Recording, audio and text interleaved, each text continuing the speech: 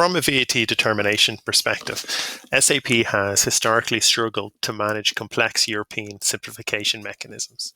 So things like triangulation, extended and domestic reverse charge, chain transactions, customer pickups, etc.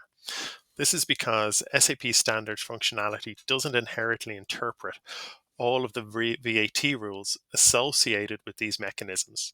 And as a result, it can't reliably determine the correct tax code dynamically and automatically at the sales order or billing document line item level.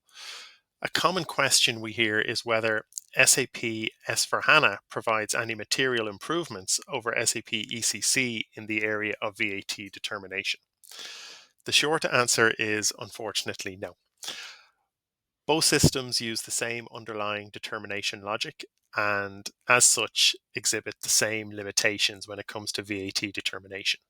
So out of the box, SAP S4HANA, like ECC, derives the tax code through an SD condition record. The tax calculation continues to rely on standard condition types, and the VAT rates are still maintained via transaction FTXP.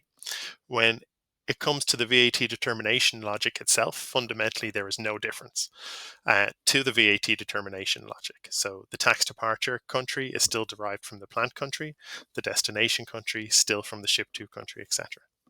However, when we consider the VAT rules regarding the more complex simplification mechanisms that are in place within the EU, so for example triangulation, the system needs to understand and evaluate a number of rules to understand whether for this particular scenario triangulation can be applied, yes or no.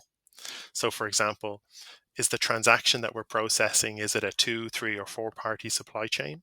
If it's a 4-party supply chain, does 4-party triangulation, is it allowed within the destination country? Whether we, the selling entity, are we party B in the supply? Do we hold perhaps a VAT registration number in the ship to country?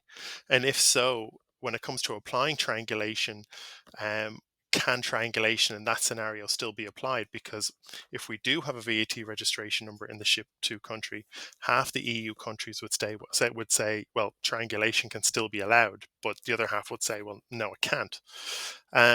Is our customer perhaps picking the goods up at the plant or in country A? So is it a customer pickup, in which case triangulation can't be applied?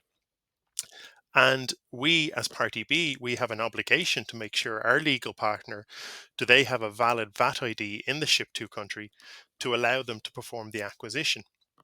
So just in a very standard triangulation scenario, there are a number of checks that need to take place in the system to understand whether a triangulation tax code can be applied at a line item level, yes or no.